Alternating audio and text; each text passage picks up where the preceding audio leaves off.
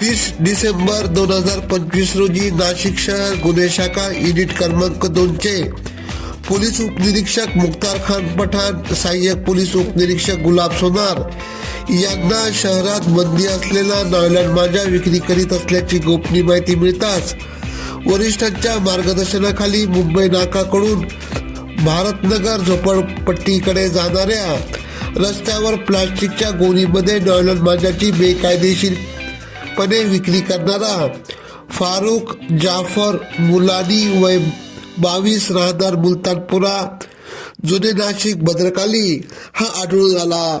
त्यास ताब्यात घेत त्याच्याकडून 1,01,000 रुपये किमतीचे KTC कंपनीचे 101 मांजाचे गट्टू आढळले. हा सर्व मुद्देमाल हस्तगत करीत पुढील कारवाईसाठी मुंबई नाका पोलीस स्टेशनच्या ताब्यात देण्यात आले. सदरची कामगिरी गुन्हे शाखा युनिट क्रमांक 2चे प्रभारी अधिकारी सहाय्यक पोलीस निरीक्षक हेमंत तोडकर, सहाय्यक पोलीस निरीक्षक डॉक्टर समाधान हिरे यांच्या मार्गदर्शनाखाली पोलीस उपनिरीक्षक मुख्तार खान पठाण, सहाय्यक पोलीस उपनिरीक्षक गुलाब सोनार, भारती देवकर, अतुल पाटील, प्रकाश महाजन, वाल्मिक चव्हाण, मनोज परदेशी, परवीन वानखेडे आदींनी केली. AKP न्यूजसाठी ब्युरो चीफ अनवर खान पठाण, नाशिक.